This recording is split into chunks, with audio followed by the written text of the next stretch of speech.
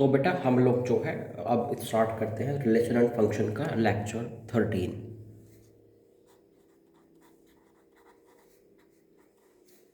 Lecture 13 relation and function.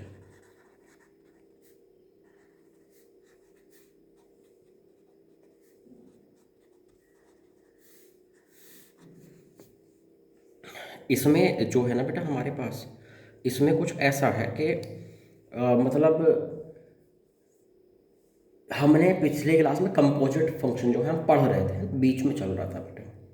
तो अगर composite function बीच में चल रहा था तो उसी को हम यहाँ पर कंटिन्यू करेंगे, लेकिन दो चार क्वेश्चन जो है बीच में आप लोगों के बेटा वो डाउट्स में आए हुए हैं और अच्छे क्वेश्चन हैं, तो मैं चाहता हूँ बाकी लोग भी देख लें क्योंकि सभी लोग को डाउट में आ रहे थे वो क्वेश्चन। दो तीन क्वेश्चन ये वाले करने के बाद उसके बाद हम लोग जो है बेटा फिर से कंपोजिट फंक्शन पे आ जाएंगे हैं। चलिए क्वेश्चन मैं लिखता हूँ यहाँ पे, आप भी मेरे साथ नोट करते रहिएगा बेटा। लेट एफ आर से 1 से infinity be defined as F x equal to, यहाँ लिखा हुआ है बेटा log F x equal to log, और उसके लॉग के अंदर क्या लिखा है बेटा, बेस तो 10 है लॉग का, root 3x² minus 4x plus K plus 1, ये तो बेटा रूट के अंदर है। और इस आर्ग्यूमेंट में ही और क्या लिखा हुआ है, +10, ये कंप्लीट आर्ग्यूमेंट हो गया। इसने बोला है कि if F X is surjective then K की वैल्यू क्या होगी। ठीक है बेटा, तो देखिए कि इसमें जो है के की वैल्यू हम लोग कैसे फाइंड करेंगे, है ना। तो आप बेटा एक बात बताइए मुझे कि अगर हमारे पास जो है ये, अगर हमारे पास ये एक फंक्शन है, इसने बोला सर्जेक्टिव है बेटा। सर्जेक्टिव का मतलब क्या होता है, सर्जेक्टिव का हमारे पास मतलब होता है भैया कि उसकी कोडोमेन इक्वल टू क्या होना चाहिए, रेंज होना चाहिए। उसका बेटा कोडोमेन इक्वल टू क्या होना चाहिए, रेंज होना चाहिए हमारे पास। ठीक है, मतलब इसने दिया था, इसका मतलब कि कोडोमेन इक्वल टू रेंज। मैं लिखता हूँ we need codomain equal to range. सही बात है बेटा।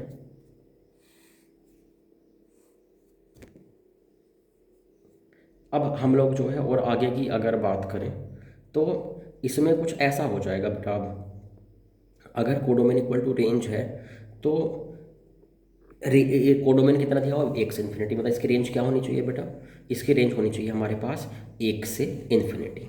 सही बात है। तो देखते हैं, अगर इसकी रेंज 1 से इन्फिनिटी होनी चाहिए तो मतलब इसकी लॉग की जो वैल्यू है log 10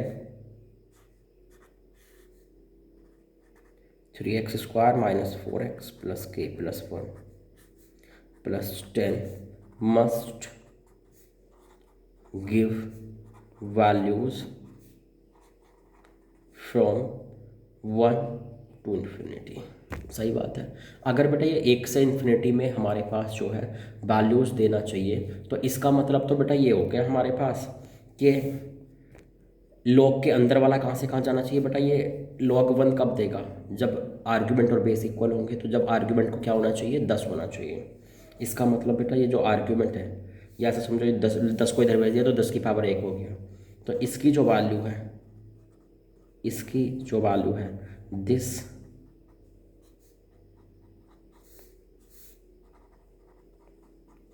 must give values from 10 की पावर 1 में 10 टू इन्फिनिटी।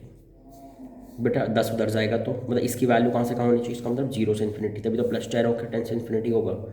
मतलब root 3x² minus 4x plus K plus 1 must give values from zero to infinity. दूसरी बात बेटा, इसकी वैल्यू जीरो से इन्फिनिटी होनी चाहिए, तो इसका मतलब इसके अंदर वाले, अच्छा दूसरी बात ये हो रहा है बेटा, इसका डोमेन क्या होना चाहिए, आर, मतलब रूट के अंदर जो है, मतलब इसका डोमेन आर होना चाहिए। बेटा डोमेन निकलता कैसे है वैसे, मतलब इसकी वैल्यू तो होनी चाहिए जीरो से infinity, and domain must be R, minus infinity से इन्फिनिटी। तो बेटा इसका डोमेन आर कब होगा, और वैल्यू जीरो से इन्फिनिटी कब होगी, रूट के अंदर वाला तो क्या होना चाहिए, ऑल रियल एक्स की ऑल रियल वैल्यूज़ के लिए क्या होना चाहिए, रूट के अंदर वाला जीरो, मतलब जीरो या जीरो से बड़ा होना चाहिए बेटा, तभी ऐसा होता है ना। इसका मतलब ये हो गया कि जो ये है ना 3x² minus 4x plus k plus 1, तो this must be from zero to infinity for all x belongs to r, मतलब x की सभी रियल वैल्यूज़ के लिए ये जीरो या जीरो से बड़ा होना चाहिए। इससे क्या होगा बेटा, जीरो या जीरो से बड़ा नहीं, मतलब हमेशा जीरो से स्टार्ट होकर इन्फिनिटी की सारी वैल्यू देना चाहिए। ठीक है, जीरो से स्टार्ट होकर इन्फिनिटी की सारी वैल्यू देगा तो जीरो से इन्फिनिटी सारा कवर करना चाहिए, तभी तो रेंज जीरो से इन्फिनिटी हो पाएगी इस वाले की। और बेटा अगर अंदर वाला जीरो से इन्फिनिटी रहा तो बेटा x की सारी वैल्यू के लिए ये वैलिड भी रहेगा, क्योंकि नेगेटिव नहीं होना चाहिए ना। इसका मतलब इस क्वाड्रेटिक का ग्राफ कैसा होना चाहिए, ऐसा होना चाहिए, ऐसा होना चाहिए ग्राफ इस क्वाड्रेटिक का। आपको कन्फ्यूजन क्या होता है मैं बताता हूँ। आपको फील होता है बेटा कि हमारे पास जो है ये जीरो से इन्फिनिटी होना चाहिए, मतलब इसकी वैल्यू जीरो से इन्फिनिटी होनी चाहिए, आप समझ जाते हैं, लेकिन आप इसे ग्रेटर देन जीरो करवा देते हैं कि जीरो जीरो या जीरो से बड़ा होना चाहिए, greater than equal to zero करवा देते हैं। नहीं बेटा, greater than equal to zero का मतलब तो ये भी हो गया ना कि इसकी वैल्यू मान लो 10 से इन्फिनिटी जा रही है, तो भी तो वो greater than equal to zero में आ गया ना, तो वो भी कवर हो गया। लेकिन हमें क्या चाहिए यहाँ पे, हमें एग्जैक्ट जीरो से स्टार्ट करना ही है, तो इसका मिनिमम वैल्यू जीरो होनी ही चाहिए, मतलब ये टच करना ही चाहिए। अब इसकी वैल्यू देखो, यहाँ पे जीरो हो गई और यहाँ पे इन्फिनिटी हो गई, सारी वैल्यू कवर करनी थी, कोई कॉर्नर छोड़ना नहीं चाहिए, रेंज चाहिए जीरो से इन्फिनिटी। तो मीन्स अगर इसका ग्राफ हमें ऐसा चाहिए, यहाँ से स्टार्ट होकर इन्फिनिटी, तो ये टच करना चाहिए। इसका मतलब क्या हो गया बेटा कि इसका जो डी है वो इक्वल टू हमें जीरो चाहिए, और डी अगर जीरो चाहिए तो 4² माइनस, मतलब b² माइनस 4ac, तो 3 × 4 × k+1, ये क्या होना चाहिए, जीरो होना चाहिए। तो ये हो गया बेटा कितना, 4 minus 3k minus 3 equal to zero. तो ये कितना हो रहा है बेटा, के इक्वल टू हो गया हमारे पास 1/3, ये आंसर हो गया।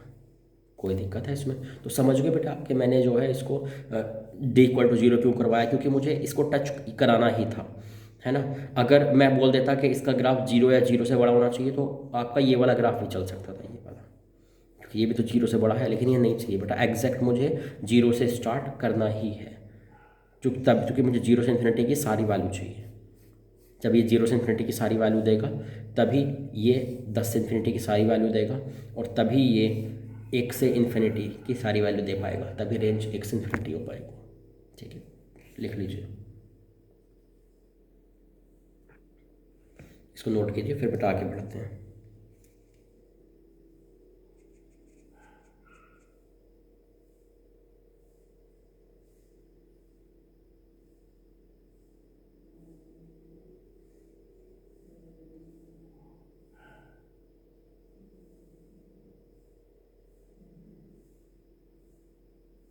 नेक्स्ट क्वेश्चन देखते हैं बेटा।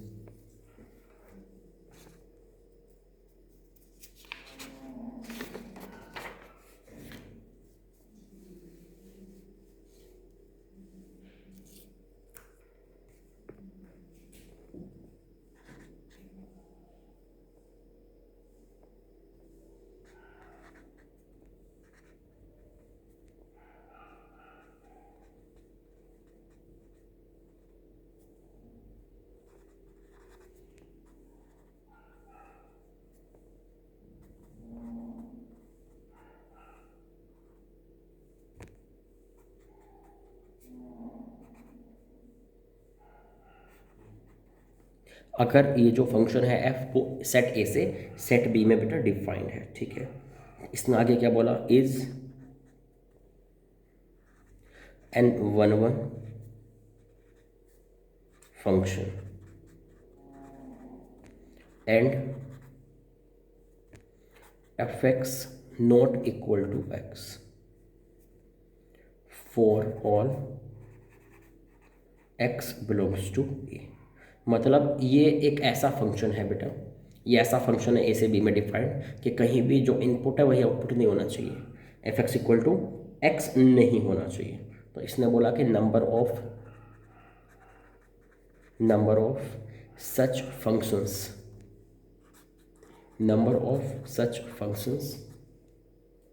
इक्वल टू क्या होगा, तो ऐसे जो है कितने फंक्शंस पॉसिबल होंगे। बेटा एक बात बताइए, जैसे ये सेट ए है इधर, ये बेटा सेट बी है इधर, यहाँ से यहाँ मुझे फंक्शन डिफाइन करना है एफ। इसमें 4 एलिमेंट हैं, इसमें भी बेटा 4 एलिमेंट हैं। इसने बोला है कि ऐसे 1 1 फंक्शन चाहिए। 1 1 फंक्शन का मतलब एक से एक को मिलाना है, सच दैट 1 1 से ना मिले, 2 2 से ना मिले, 3 3 से ना मिले, 4 4 से ना मिले, है ना बेटा। चूँकि F x equal to X नहीं होना चाहिए ना, जो इनपुट तो वही इधर जाकर आउटपुट नहीं मिलना चाहिए। बेटा 1 1 फंक्शन तो इन 4 को 4 से मिला के आ जाएगा, एक को एक, हर किसी को एक एक से मिला दें तो 1 1 हो जाएगा, इधर का एक इधर के एक से ही मिलेगा, है ना। लेकिन बेटा हमसे बोला था कि सेम से नहीं मिलना चाहिए, 1 1 से नहीं मिलना चाहिए, 2 2 से, 3 3 से। तो ऐसी वाली फीलिंग नहीं आ रही कि इन 4 को 4 से मिलाना है, इन 4 को 4 से मिलाना है सच दैट कोई भी अपने वाले से ना मिले, इन 4 को 4 से मिलाना है सच दैट कोई भी अपने वाले से ना मिले। तो F x equal not equal to X भी हो जाएगा और बेटा 1 1 भी रह जाएगा। मतलब ये हो गया कि 4 को, मतलब इधर जो 4 वैल्यूज़ हैं, 4 को 4 से मिलाना है भैया, 4 को 4 से मिलाना है एंड कोई भी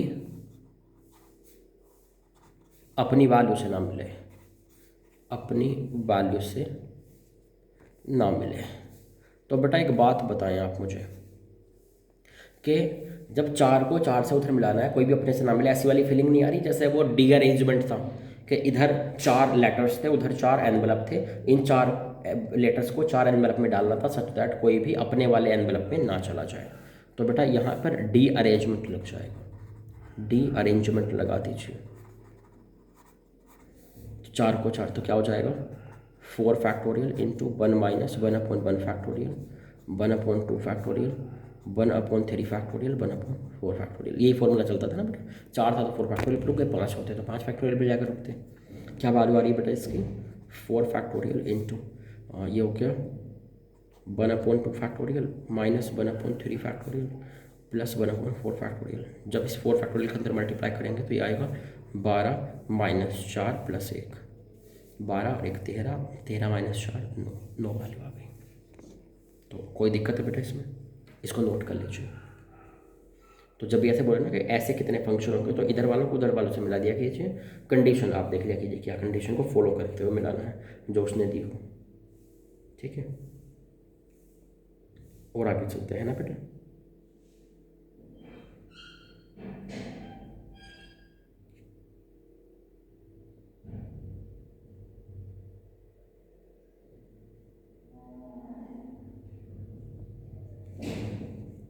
और आगे देखते हैं तो क्वेश्चन है।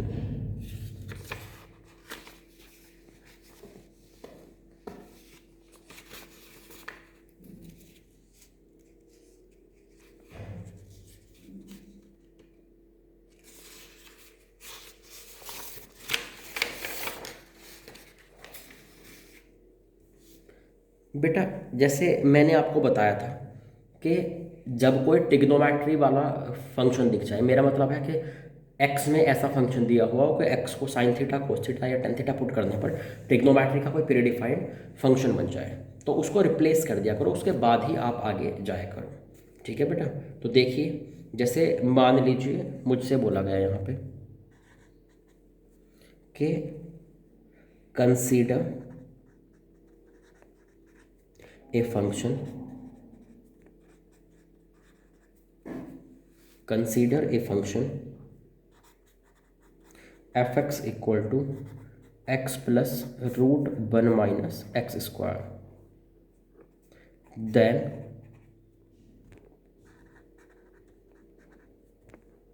which of the following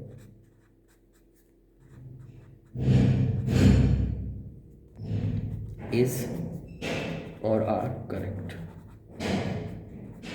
ठीक है। अब जैसे मान लीजिए यहाँ ऑप्शंस भी लिखे हुए हैं बेटा कि इसकी जो रेंज होगी, रेंज इज़ -1 to √2।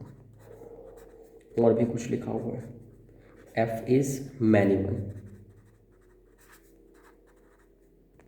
और भी लिखा हुआ है, F is either even or odd. और भी कुछ लिखा हुआ है,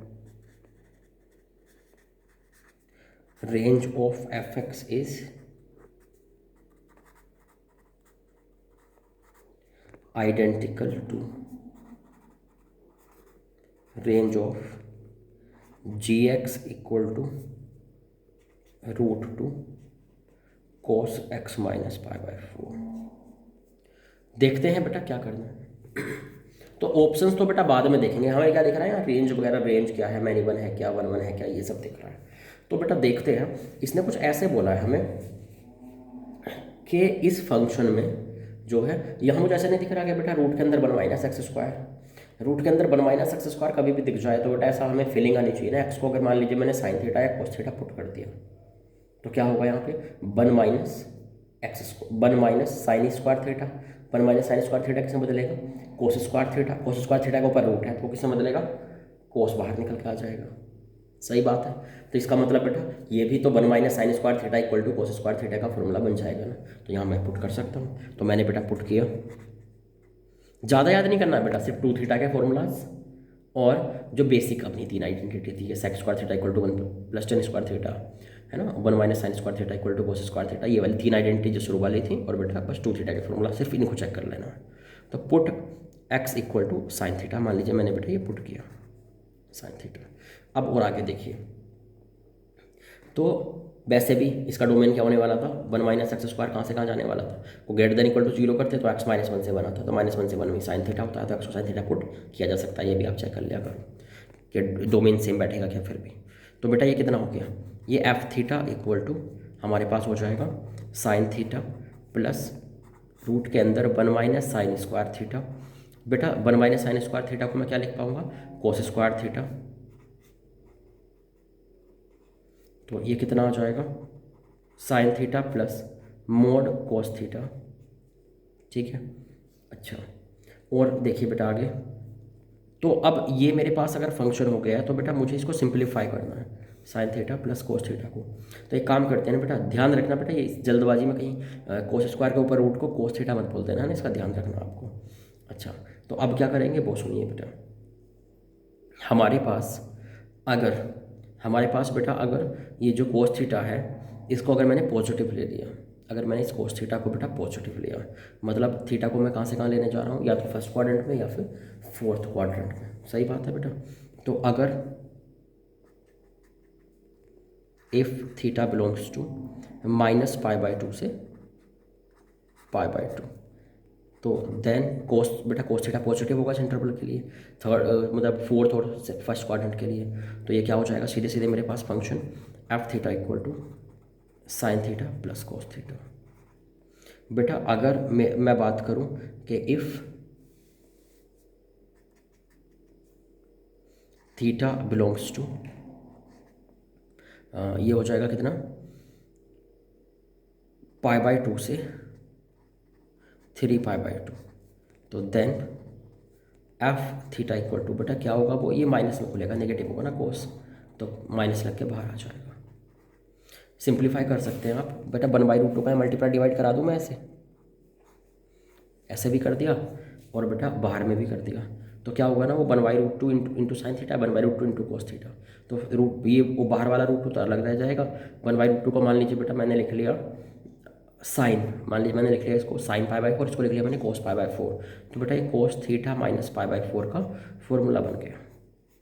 ऐसे ही बेटा अगर मैं इसकी बात करूँ तो मैं √2 का मल्टीप्लाई डिवाइड करवा दूँ यहाँ भी, तो जैसे ये कितना हो गया बेटा मेरे पास, अगर मान लीजिए ये मैंने लिख लिया है कि sine theta into 1/√2 cos theta into 1/√2, तो ये बेटा किसका, ये प्लस वाला फॉर्मूला बन गया, आप ये समझ सकते हैं है ना। या फिर आप जो है क्या बोल सकते हैं, या तो कोस में प्लस वाला फॉर्मूला समझ सकते हैं, या साइन में माइनस वाला फॉर्मूला समझ सकते हैं, है ना। तो इसको मैं क्या लिख सकता हूँ कि ये जो भैया sine theta minus pi by 4 का फॉर्मूला बन गया। ठीक है, तो ये हो रही है। तो अब मैं बात करता हूँ कि इनकी रेंज कहाँ से कहाँ होगी। बेटा अगर थीटा यहाँ से यहाँ है माइनस पाई बाय 2 से पाई बाय 2, तो थीटा माइनस पाई बाय 4 कहाँ से कहाँ हो जाएगा, थीटा माइनस 4 कहाँ से कहाँ हो जाएगा बेटा इस वाले के लिए। थीटा माइनस पाई बाय 4 की वैल्यू हो गई बेटा, इस थीटा की वैल्यू रख के देख लीजिए, माइनस पाई बाय 2 से ही है, तो ये हो जाएगा -3 पाई बाय 4 से पाई बाय 2 माइनस ये रखेंगे तो पाई बाय 4, -3 पाई बाय 4 से पाई बाय 4। बेटा अगर -3 पाई बाय 4 से पाई बाय 4 का मैं इनपुट दूँ कोस के अंदर, तो कोस कहाँ से कहाँ जाता है,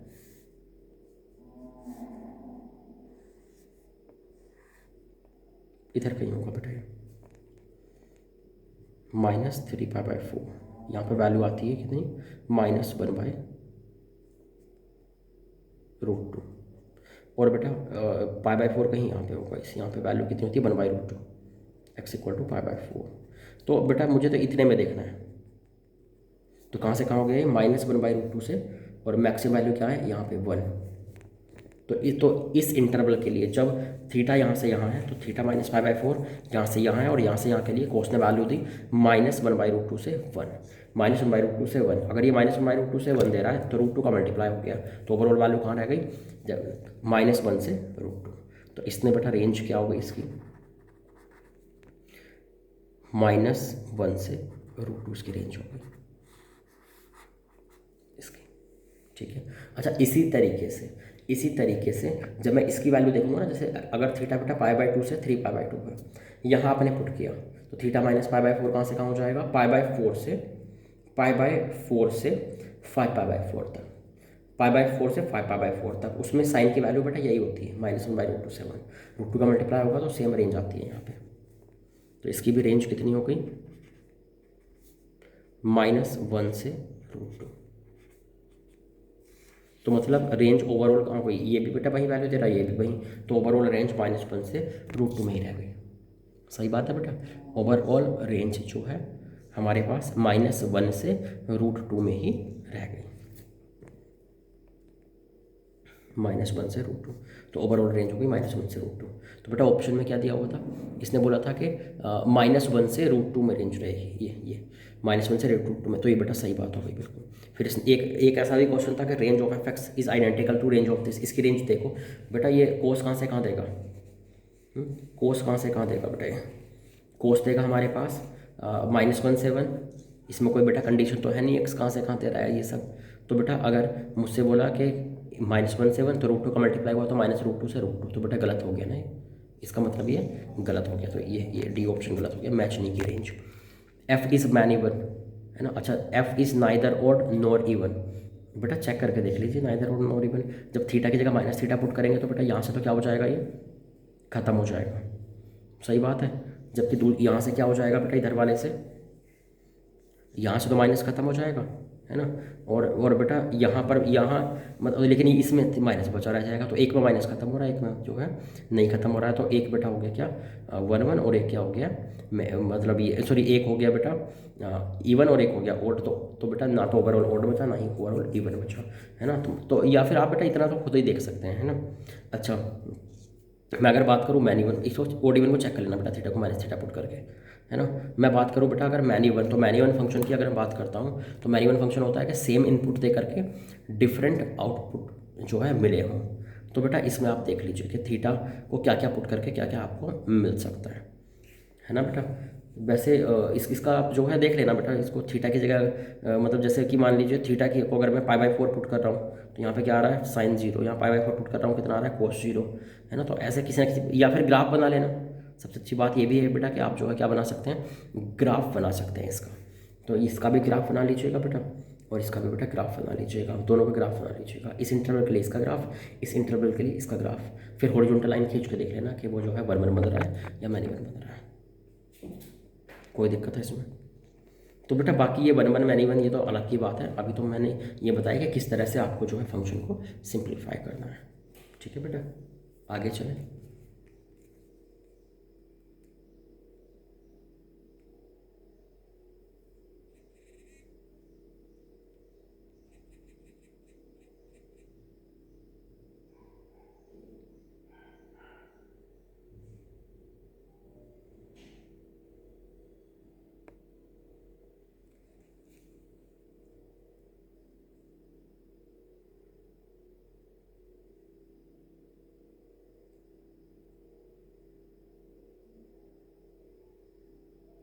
जैसे बेटा मेरे पास एक और जो है वो डाउट आया हुआ था, इसको मैं आपको बताता हूँ।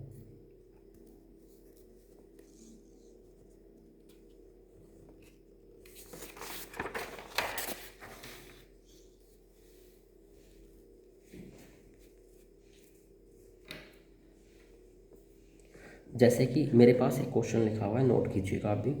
लेट f 0 से 2,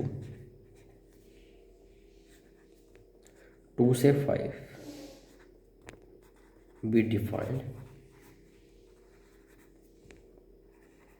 as fx equal to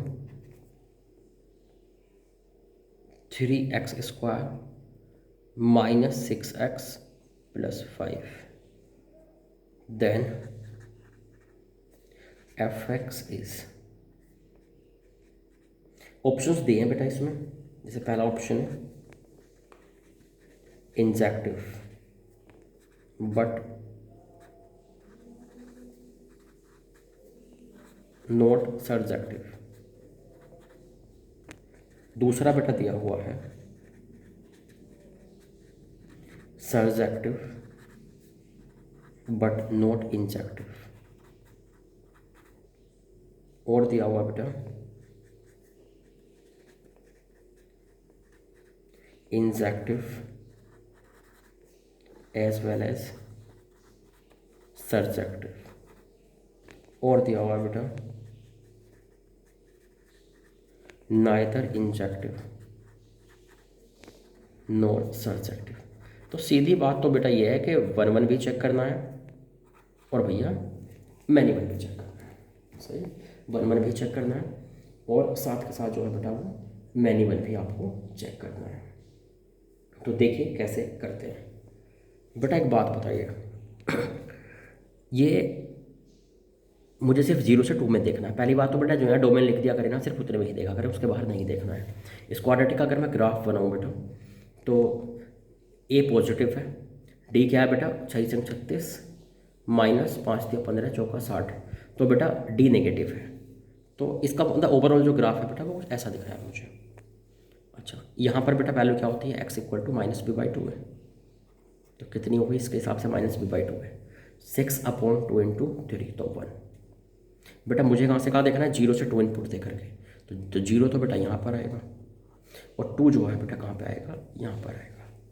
तो ये फाइनली ये हो गया, इतना ग्राफ मुझे देखना है। दोनों सेम मैंने शेडेड किया है ना, चूँकि इस इंटरवल से बाहर हम जा नहीं सकते। तो बेटा पहली बात तो इसने क्या बोला है कि ये क्या क्या ये 1 1 होगा, नहीं बेटा इतने इंटरवल में ये मुड़ गया। मुड़ गया मतलब क्या हो गया ये, क्योंकि ग्राफ मुड़ गया इसका मतलब क्या हो गया बेटा, ये मैनी 1 हो गया। मैनी 1 मतलब क्या बोलते हैं मैनी 1 को, नॉट इंजेक्टिव। ठीक है, और देखें बेटा, और देखते हैं। और इसके बाद जो है बेटा हमारे पास दिया हुआ है क्या कि इसका सर्जेक्टिव है या नहीं। सर्जेक्टिव में तो बेटा रेंज पता करनी होती है, रेंज कोडोमेन के इक्वल हुई तो होगा, सर्जेक्टिव बनना नहीं। तो इसकी अगर मैंने रेंज पता की तो इसकी रेंज जो है बेटा मैक्सिमम वैल्यू तो यहाँ पे देखा, मान लीजिए एक्स को 0 पुट किया, सबसे ऊपर ग्राफ यहाँ है ना, तो एक्स को अगर मैंने 0 पुट किया तो कितना आ रहा है 5, तो मैक्सिमम वैल्यू तो आ गई यहाँ पे 5, यहाँ पे वाई की वैल्यू होगी 5। मिनिमम वैल्यू कब आएगी, जब एक्स 1 पुट होगा, चूँकि यहाँ पे तो 1 पुट कर रहे हैं तो कितना आ रहा है 3 और 5 8 -2 -6 2। इसका मतलब बेटा रेंज क्या होगी इसकी 2 से 5। तो सही है बेटा, इसकी जो रेंज है वो 2 से 5 है। इतने ही इंटरवल में देखना, ध्यान रखना बाहर नहीं जाना, इससे इस डोमेन से बाहर कभी नहीं जाते, जो ये यहाँ पे लिखते हैं। तो रेंज 2 से 5, कोडोमेन भी वही है, तो रेंज और कोडोमेन इक्वल हो गए। इसका मतलब क्या हो गया बेटा, ये इसका मतलब ये हो गया कि ये सर्जेक्टिव है, तो नॉट इंजेक्टिव बट सर्जेक्टिव, तो ये वाला हो गया। समझ रहे, तो सिर्फ इतने ही इंटरवल में देखा करें बेटा। आगे चलें,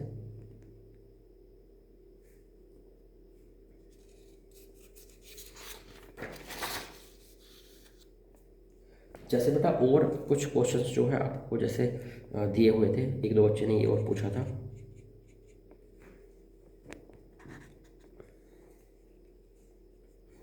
इफ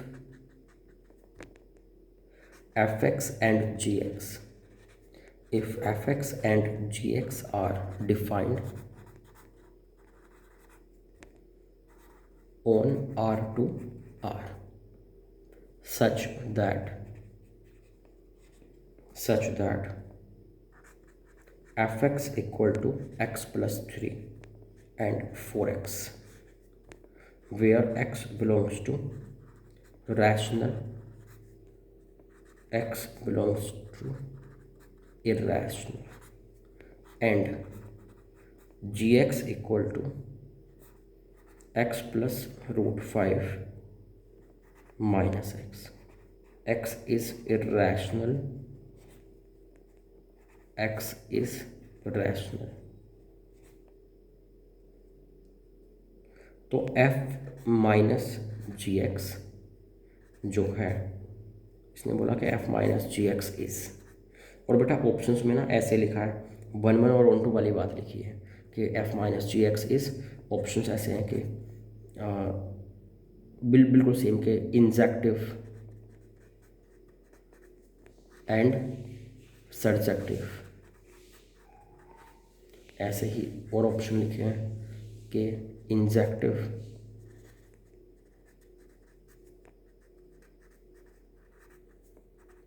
बट नॉट सर्जेक्टिव, और है बेटा सर्जेक्टिव बट नॉट इंजेक्टिव,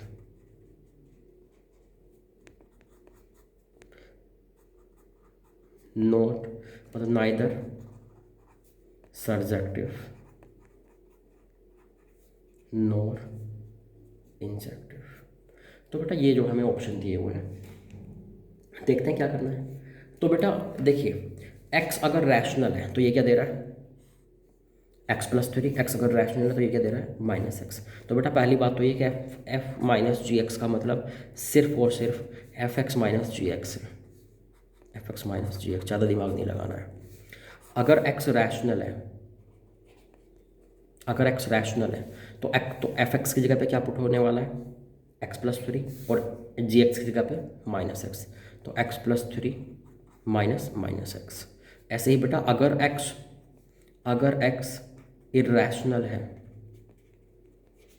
अगर x इर्रेशनल है तो बेटा एफ एक्स की जगह क्या पुट होने वाला है, 4x, और बेटा जी एक्स की जगह पे ये, तो दिस माइनस दिस करेंगे तो कितना हो जाएगा ये 3x माइनस रूट 5, 2, तो ये हो गया 2x प्लस 3 अगर x रैशनल है, 3x माइनस रूट 5 अगर x इर्रेशनल है। इस तरह से कुछ आ गया ये एफ माइनस जी एक्स। ठीक है भैया, अब आगे आपको जो है इसमें दिया हुआ है वो देख लीजिए, है ना, कि इसने क्या क्या दिया था कि इंजेक्टिव है, सर्जेक्टिव है। बेटा ये जो है ना सारी वैल्यू नहीं दे पाएगा, है ना हमारे पास, क्योंकि इसको बेटा इसका आगे वैसे तो मैं पोर्शन बाद में बताना चाह रहा था, है ना। चलिए यहाँ पे मैं बता ही देता हूँ कि क्या होता है। इस मतलब मैं ना एक काम करता हूँ बेटा, इस क्वेश्चन को तो देखिए मैं यहीं छोड़ता हूँ, इसको तो आप जो है जब मैं पहले एक सिंपल सा इससे रिलेटेड एक क्वेश्चन करवाता हूँ, रैशनल और इरैशनल से रिलेटेड, वरना अभी हो सकता है कि आप यहाँ पर जो है समझ में आपको ना आए चीज़ें। जैसे बेटा मान लीजिए मेरे पास अगर कभी लिखा हो, मान लीजिए अगर मेरे पास कभी लिखा हो कि इफ़ कि f x equal to, simple सा लेते हैं, मान लीजिए एक्स बोला मुझे, f x equal to x, if x is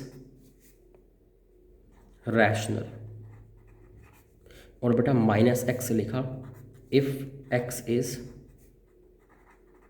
irrational. तो बेटा अगर मैं इसका ग्राफ बनाने के लिए जाऊँ कभी इस फंक्शन का, तो कैसा बनेगा वो देखिए।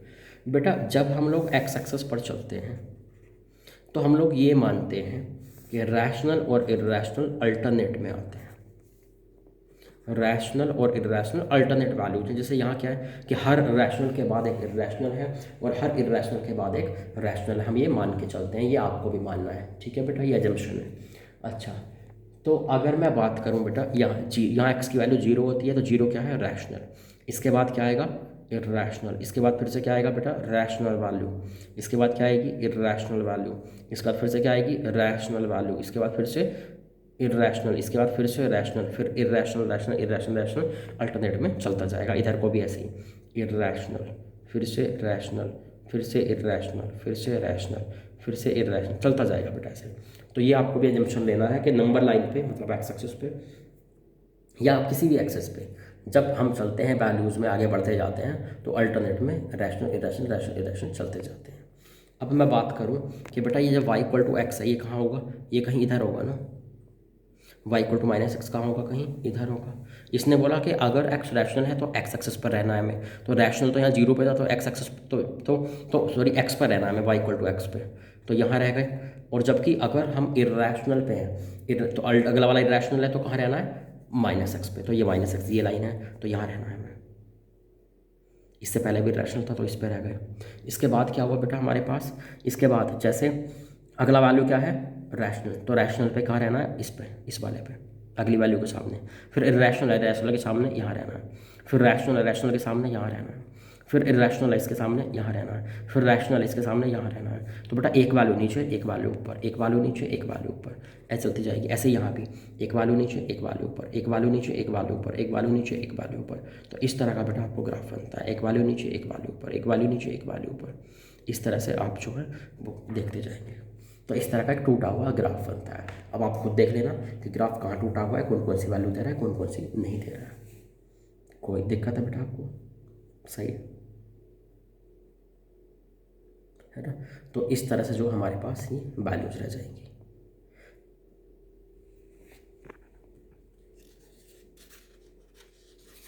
यहाँ पे मैं देखूँ तो ये जो है जो मुझे फंक्शन दिख रहा है ना, इसकी रेंज तो पता क्या आ रही है, इसकी रेंज तो बेटा एक्स ऑल रियल नंबर आ रही है।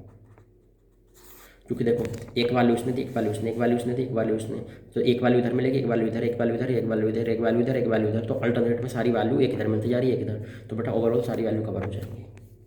सही है। खैर ये बातें जो है ना ये एक्चुअली अक्सर कॉन्टिन्यूटी में ऐसा क्वेश्चन आता है और किसी चैप्टर में ऐसा क्वेश्चन नहीं आता है। देखिए कॉन्टिन्यूटी में कहाँ ग्राफ टूटा है, कहाँ नहीं टूटा है उसकी बात होती है ना, तो यहाँ सिंगल पॉइंट कॉन्टिन्यूटी का एक क्वेश्चन आ जाता है। खैर वो अभी मत सोचो, अभी तो आपको ये मैंने बताया इस चैप्टर में कि रैशनल इर्रेशनल जब भी आए तो बेटा ग्राफ कैसे बनेगा। एक वैल्यू पहली लाइन, एक वैल्यू पहले वाले पे, एक वैल्यू दूसरे वाले पे, एक वैल्यू पहले वाले पे, एक वैल्यू दूसरे वाले पे। अब हम लोग जो है आगे चलते हैं, थोड़ा सा पढ़ लेते हैं बेटा आगे को, है ना। इससे रिलेटेड अभी और क्वेश्चन भी आए ना तो उसको मत देखना, मॉड्यूल में भी अभी कोई स्पेशलिटी की चीज़ें मत देखो बेटा। इस कॉन्सेप्ट का यूज सिर्फ और सिर्फ जो है आपको वहीं मिलेगा उसमें, मतलब कॉन्टिन्यूटी चैप्टर में। तो सिर्फ आप ये समझ लो कि ग्राफ कैसे बनता है, बस ये वाला ग्राफ,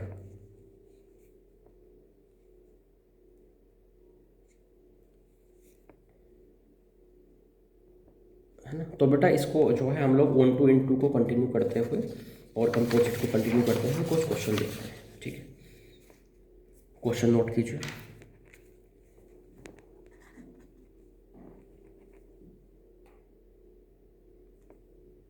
अगर कोई function f defined from R to R f x square plus x plus 3 plus 2 times f x square minus 3x plus 5 equal to 6x square minus 10x plus 17 for all x belongs to R, then find f x. तो ऐसे में ना कई बार function को ना बेटा late करना पड़ता है, तो कैसे लेट करेंगे वो देखिए।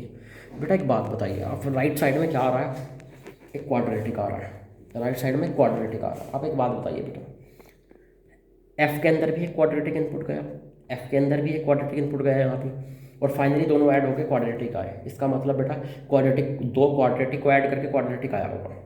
सही बात है बेटा, नहीं? तो इसका मतलब ये भी फाइनली एफ ऑफ दिस भी क्वाड्रेटिक होना चाहिए, दिस भी क्वाड्रेटिक होना चाहिए। तो बेटा ये क्वाड्रेटिक कब होगा, जब इस क्वाड्रेटिक को एक लीनियर के अंदर आप इनपुट दोगे। चूँकि लीनियर फंक्शन में क्या होता है, ना डिग्री बढ़ती है ना डिग्री घटती है।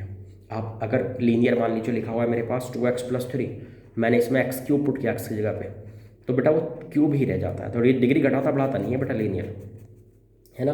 तो अगर ये एफ एक्स एक लीनियर फंक्शन हुआ तो बेटा ये क्वाड्रेटिक इनपुट जाएगा तो ये क्वाड्रेटिक रह जाएगा, ये क्वाड्रेटिक इनपुट गया तो ये क्वाड्रेटिक रह जाएगा, और quadratic plus quadratic equal to quadratic हो जाएगा फाइनली। सही है। तो क्या करना चाहिए यहाँ पे बेटा, यहाँ एक काम कीजिए आप फिर कि पुट कीजिए, तो यहाँ लेट कर लीजिए, तो समझ के ऐसा कॉन्सेप्ट देख के, क्योंकि क्वाड्रेटिक प्लस क्वाड्रेटिक क्वाड्रेटिक होता है, मतलब ये भी क्वाड्रेटिक चाहिए ये भी क्वाड्रेटिक, तो क्वाड्रेटिक को लीनियर के अंदर इनपुट देके ही क्वाड्रेटिक लाया जा सकता है। तो let F x equal to एक लीनियर फंक्शन लेट कर लिया कीजिए। सब पहले ये देख लिया कीजिए ये कितनी डिग्री चाहिए। मान लीजिए यहाँ पर क्या होता है बेटा, लीनियर इनपुट दे रहे होते हैं और हमें चाहिए होता क्वाड्रेटिक, तो एफ एक्स को क्वाड्रेटिक फंक्शन लेते हैं जो लीनियर को क्वाड्रेटिक में रख के क्वाड्रेटिक आता है। तो इस तरह हमें सोचना पड़ेगा। तो अब लेट कर लेंगे जितने डिग्री का भी चाहिए, तो आपने इसको लेट किया, अगर ये लेट हो गया तो एफ ऑफ दिस कितना हो गया, इसमें पुट कर दीजिए। तो F of this equal to कितना हो गया बेटा, इसमें पुट करेंगे तो A into X square X plus 3 प्लस बी प्लस 2 इंटू, इसको अगर यहाँ पुट करेंगे तो A into X square minus 3x plus 5 plus B equal to 6x square minus 10x plus 17। ठीक है, for all x belongs to R, मतलब x की सारी रियल वैल्यूज़ के लिए ये सेटिस्फाई होना चाहिए। तो बेटा इसको जब सिंप्लीफाई कर रहे हैं आप, तो ये है 2a, ये है a, 3a x square a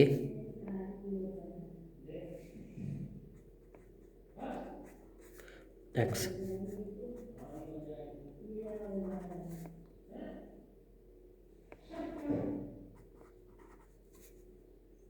plus 3b।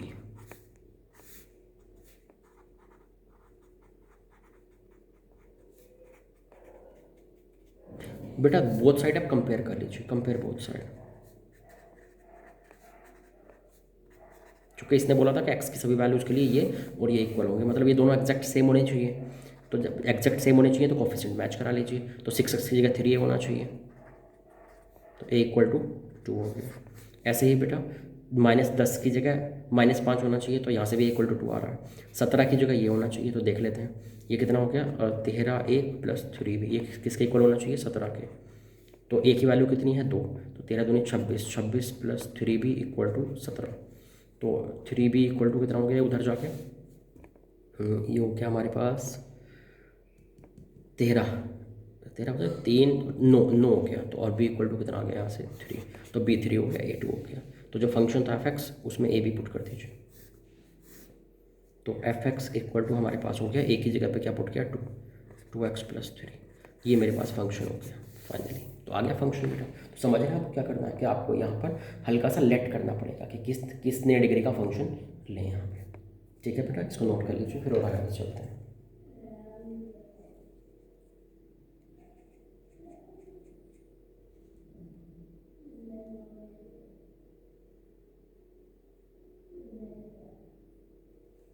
Next question देखिए,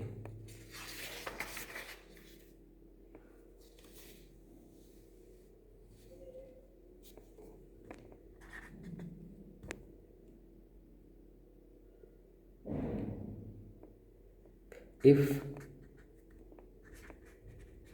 gx equal to 2x plus 1, hx equal to 4x square plus 4x plus 7, find a function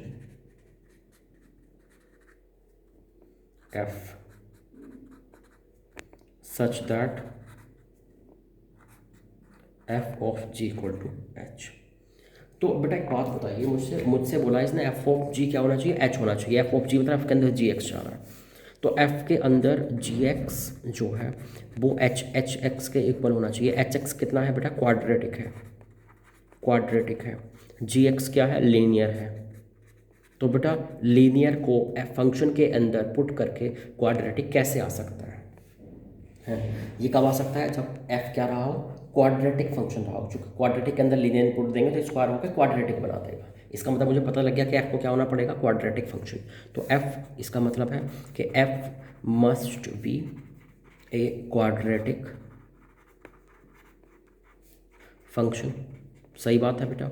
और f अगर एक क्वाड्रेटिक फंक्शन होना ही चाहिए तो लेट कर लीजिए f को एक quadratic, let F x equal to A X square plus B X plus सी।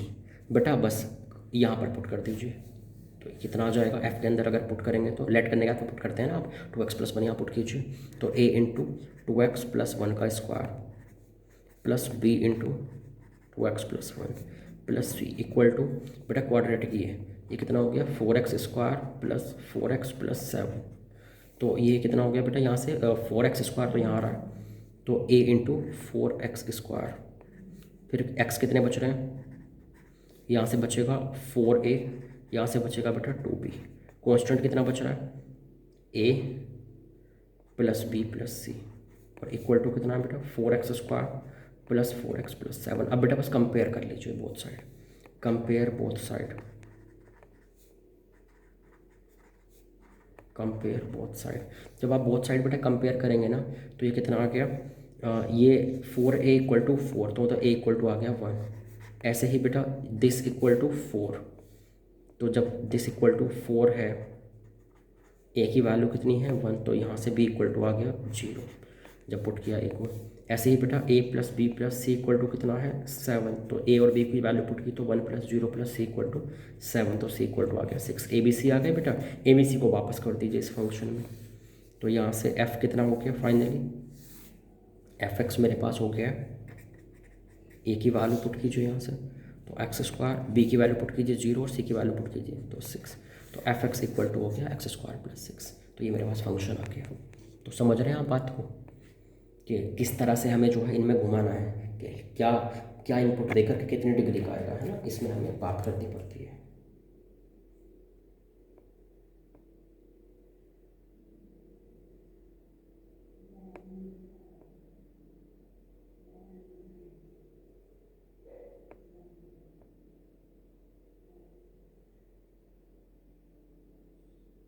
आगे चलें बेटा।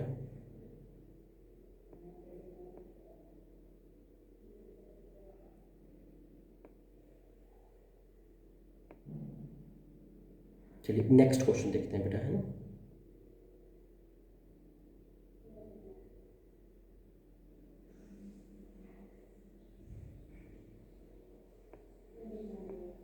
क्वेश्चन नोट कीजिए।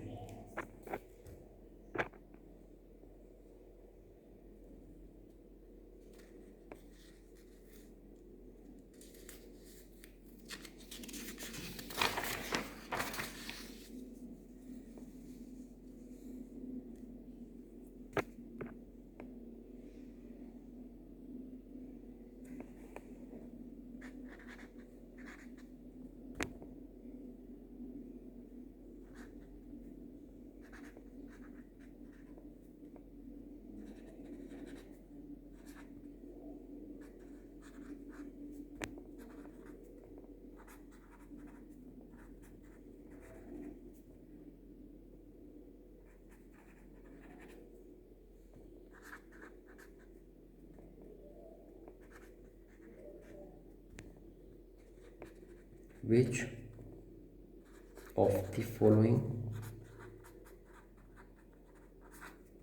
statement is true? इस और आर जो भी बोलो, इस और आर स्टार मार्क कर लीजिएगा, 5 स्टार। ये बहुत इंपॉर्टेंट क्वेश्चन है बेटा, ठीक है। मतलब ये मुझे पता है कि शुरुआत में 2-3 को समझ में आएगा नहीं, लेकिन जब 2 क्वेश्चन करेंगे तो समझ में आ जाएगा, ठीक है बेटा। बहुत इंपॉर्टेंट क्वेश्चन है ये। f(g(x) या g(f(x) को जो है 1 1 on 2 वगैरह करवाना, कैसे करवाना है। जैसे बेटा पहला ऑप्शन लिखा है कि if g(f) is 1 1, if g(f) is 1 1 then f and g both are 1 1। ऐसे ही बेटा if g(f) is 1 1 then f is 1 1। if g(f) is a bisection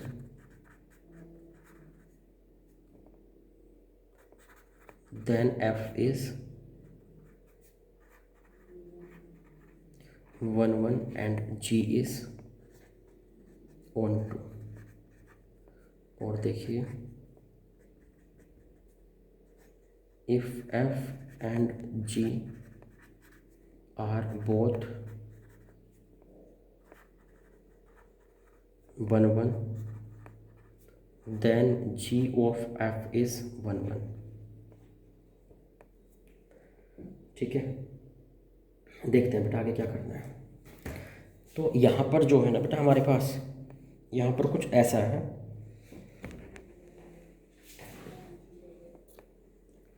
जब हमारे पास यहाँ दिया हुआ है कि जी ऑफ एफ 1 1 है, एफ एंड जी 1 1 है ना, तो बेटा इसमें हमेशा जब एफ ऑफ जी को 1 1 मैनी 1 1 2 ये सब करना हो ना, तो आपको ना बेटा एक 3 सेट वाला डायग्राम बनाना पड़ता है। जैसे ए बी सी है, तो बेटा अंदर में कौन सा वाला है, एफ है, तो आपको पहले बनाना है आपको।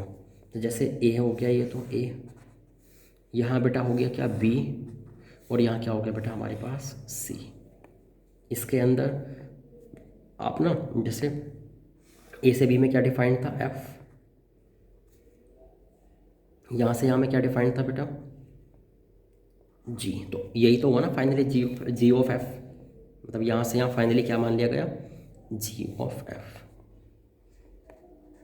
ठीक, मतलब इसने एक्स इनपुट दे करके एफ एक्स दिया, इसने एफ एक्स इनपुट दे करके जी ऑफ एफ एक्स की वैल्यू यहाँ पर थी, इसके अंदर मिली, है ना। तो बेटा आप ऐसा एक डायग्राम बना के जब भी एफ ऑफ जी या जी ऑफ एफ से रिलेटेड क्वेश्चन आए, है ना, जो अंदर फंक्शन हो वो पहले बनाए, जो बाहर फंक्शन हो बाद में बनाए, और ऐसे बना के, और इसमें कोई भी 1 2 3 3 एलिमेंट बना लिया कीजिए रैंडमली, बन गए 3 एलिमेंट। अब अगर हम लोग जो है बेटा आगे चलें, तो आप मुझे एक बात बताइए कि भैया अगर जी ऑफ एफ 1 1 है, मतलब ओवरऑल 1 1 है, ओवरऑल 1 1 मतलब यहाँ से 3 दे करके यहाँ, मतलब यहाँ ओवरऑल 1 1 ऐसे होगा ना बेटा, यहाँ 1 दे करके ये 1 मिला, इस 1 से ये वाला 1 बना, ओवरऑल देख रहे हैं ना जी ऑफ एफ को, ये वाला दे करके ओवरऑल यहाँ पहुँचे, ये वाला दे करके ओवरऑल यहाँ पहुँचे, कोई दिक्कत है बेटा। तो ये तो हमारे पास क्या हो गया, जी ऑफ एफ हो गया, है ना, कि ये इनपुट दे करके उधर में हमें क्या आउटपुट मिल रहा है ना। तो अब ओवरऑल 1 1 है क्या, हाँ बेटा देखो, इस 1 से ये 1 मिला, इस 1 से ये 1 मिला, इस 1 से ये 1 मिला, तो इधर के 3 से उधर के 3 मिल रहा है। चाहिए ओवरऑल जी ऑफ एफ को देखो, तो ओवरऑल 1 1 है, बीच वाला मत देखो, क्योंकि अब तो ओवरऑल की बात चल रही है ना, तो इधर के 3 से इधर के 3 मिले, तो 1 1 है। अब देखते हैं, इसने बोला कि एफ एंड जी दोनों को ही 1 1 होना पड़ेगा, इसको भी 1 1 इसको भी 1 1। क्या ऐसे ज़रूरी है, ये तो हमने आइडियल डायग्राम बनाया था, आप इसको चीज़ों को कॉन्फ्लिक्ट करा के देखा करो। हाँ एफ को 1 1 होना चाहिए, हाँ बेटा, चूँकि अगर ऐसे 2 मिल गए ना ऐसे करके, अगर मान लीजिए मैं इसको ऐसे करके मिला दूँ, मान लीजिए कि अगर मैं जो हूँ इसको ऐसे करके मिला देता, ऐसे ऐसे, तो बेटा ये इससे भी यहाँ पहुँचते हैं और इससे भी बेटा फिर ऐसे घूम के यहाँ पहुँचते हैं, उसी पे पहुँच जाते हैं। तो बेटा इसका मतलब क्या चलेगा कि हाँ ये मैनी वन नहीं होना चाहिए, 1 1 ही होना चाहिए, वरना ओवरऑल 1 1 हो जाता है। तो ये एफ को तो क्या होना चाहिए, इसके लिए 1 1 होना चाहिए, एफ को तो 1 1 होना चाहिए। लेकिन बेटा जी की अगर मैं बात करूँ, देखिए जी की अगर मैं बात करूँ, बेटा एक बात बताइए, अगर मैं यहाँ पर जी में, अगर मान लीजिए मैं जी जो ये फंक्शन है मैं इसको मैनी वन कर दूँ, एक अलग से एलिमेंट लगा दूँ और इसको मैनी वन कर दूँ, मैं इस टाइम अगर सिर्फ आप जी को देखेंगे तो मैनी वन है, क्योंकि इधर के 4 इधर के 3 से मिल रहे हैं, ये दोनों सेम से जाके मिल रहे हैं, तो मैनी वन है। अभी ओवरऑल फंक्शन को देखना, इस 1 से ये वाला 1, इस 1 से ये वाला 1, इस 1 से ये वाला 1 मिल रहा है, इसका मतलब इधर के 3 से इधर वाले 3 मिल रहे हैं। तो मतलब ये क्या हुआ बेटा, ये 1 1 है अभी ओवरऑल, जब क्योंकि ये साइड में छूट गया, इसके थ्रू हम जा ही नहीं पाए, क्योंकि इधर से नहीं मिला हुआ था ना ये, सही बात है। तो इसका मतलब बेटा क्या हो गया हमारे पास कि ओवरऑल 1 1 है अभी भी, जबकि हमने जी को मैनी वन बना दिया है, सही है। हाँ जबकि अगर हम बेटा इसको मैनी वन बनाते, अगर हम इसको मैनी वन बना देते, यहाँ से मान लो हम ऐसे करके यहाँ मिला देते, तो बेटा इसको यहाँ पहुँच के यहाँ पहुँचते, इससे भी यहाँ से यहाँ जाते, यहाँ से यहाँ, तो ओवरऑल इन दोनों से इधर का ये सेम मिलता। तो इसका मतलब क्या हो जाता बेटा, वो मैनी वन हो जाता ओवरऑल, इधर के 2 से उधर का 1 मिलता। तो ये तो इसके लिए जी ऑफ एफ 1 1 नहीं बचता। तो बेटा इसको मैनी वन नहीं बना सकते एफ को, लेकिन हाँ जी को मैनी वन बना सकते हैं, फिर भी ओवरऑल 1 1 रहेंगे। तो सिर्फ एफ का 1 1 होना जरूरी है, जी का नहीं। तो पहला वाला तो गलत हो गया और दूसरा वाला सही हो गया, सही बात है बेटा। मल्टीपल करेक्ट क्वेश्चन है ये, तो और भी सारे ऑप्शन हमें चेक कर लेना चाहिए। अगर मैं बाकी आगे की बात करूं बेटा, तो देखिए G of F is bijection. Bijection का मतलब क्या होता है बेटा, मैंने आपको बताया था कि 1 1 एंड 1 2। बाइजेक्शन का मतलब बेटा यही होता है 1 1 एंड 1 2। अब बेटा यहाँ पर जो है हम लोग अगर अगर ये 1 1 एंड 1 2 चाहिए, तो 1 1 1 2 का मतलब क्या है बेटा, 1 1 तो हो ही गया था, इन 3 से 3 मिल रहे थे, और 1 2 का मतलब है कि इधर कोई छूटना नहीं चाहिए, इधर में कोई छूटना नहीं चाहिए बेटा, सारे कवर हो जाने चाहिए। इस टाइम तो सारे कवर हो रहे हैं, ठीक है, इस टाइम ये 1 1 1 2 है। इसका इसने बोला अगर ये 1 1 1 2 है मतलब बाइजेक्शन है, तो एफ इज़ 1 1। हाँ बेटा एफ 1 1 होना चाहिए था, अब ये तो देखा था, क्योंकि बाइजेक्शन के अंदर तो 1 1 भी आ गया ना कि ओवरऑल 1 1 है, तो ओवरऑल 1 1 के लिए एफ का 1 1 होना जरूरी था। तो हाँ, इसका बाइजेक्शन होने के लिए एफ का 1 1 होना जरूरी है, ये तो सही है। अब बात करते हैं जी की। क्या जी को ऑन टू होना चाहिए बेटा, मान लीजिए जी ऑन टू ना हुआ, मान लीजिए ऐसे साइड में एक छूटा हुआ रह गया, मान लीजिए जी ऑन टू ना हुआ, तो साइड में एक छूट जाएगा कोई वैल्यू, हम सब पे पहुंच ही नहीं पाएंगे जी में, ऐसे करके ये इससे मिलके और ये साइड में छोड़ देगा इसको।